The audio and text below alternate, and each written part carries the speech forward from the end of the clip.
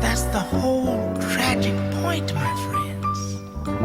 What would I do if I could suddenly Ahoj, mé jméno je Jakub Suchánek a jsem studentem 3. ročníku obchodní akademie v Ostravě v Mariánských horách. A vedle mě stojí má spolužačka Lenka Vevršová, také studentkou 3. ročníku obchodní akademie. Dobrý den, na naší škole si můžete vybrat ze 3 oborů: ekonomické lyceum, veřejnosprávní činnost a obchodní akademie. Teda, není ti trošku zima? No už tady další dobu trošku mrzí. Tak co kdybychom šli dovnitř a za pomoci Lukáše Chvalnického si to tam ukázali? Tak jdem na to. Knihovna je místo, kde si studenti mohou odpočinout od rušných chodeb školy a vypůjčit si mnoho zajímavých knih. Naše škola má také multimediální učebnu, která má prostor pro 84 posluchačů, kde probíhá výuka, besedy a nejrůznější přednášky. Co se vybavení týče, vlastníme 9 počítačových učeben, kde se vyučuje mnoho předmětů. Dále máme k dispozici bufet a v čele stojí úžasný pan bufeťák, který nikdy nenechá nikoho trpět hlady a nabízí vám široký výběr dobrot.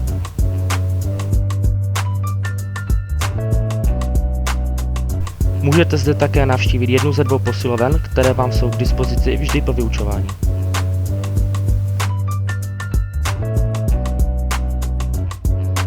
Na studentskou společnost Bakšiš narazíte, když půjdete za lahodnou vůní toastů, která se line po chodbách.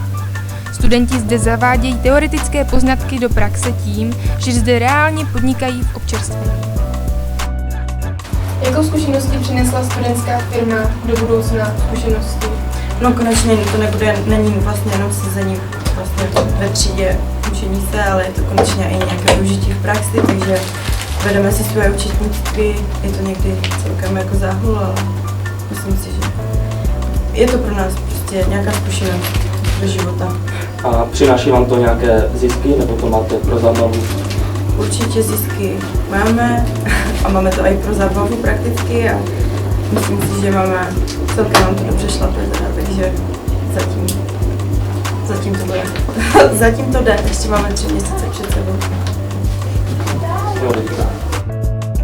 Studentská rada je školní organizace pro studenty, kde každý může projevit svůj názor a zkvalitnit tak studentský život.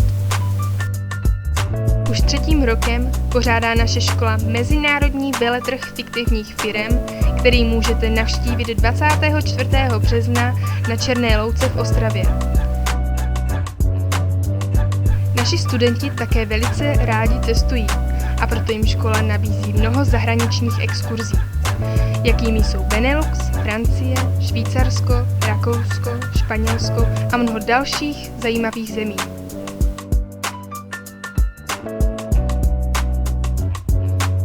Na našich chodbách můžete každý den potkat jedny z nejkrásnějších studentek v Ostravě a okolí. Tak co, Kubo, jak se ti líbila prohlídka naší školy? No, mně se líbila teda moc. A nejsi trochu unavený? No, jsem. A tak můžeme využít našeho relaxačního centra, kde můžeme se jak učit, můžeme odpočívat, hrát stolní fotbálek a také jiné aktivity. Tak, abych pravdu řekl, jsem unavený, tak vidím to na těch 20 a slovo předávám své spolužačce Lence. Tak a doufám, že my se uvidíme příští školní rok a můžete také navštívit naše školní webové stránky www.oau.cz. Čau! and to know how it feels to say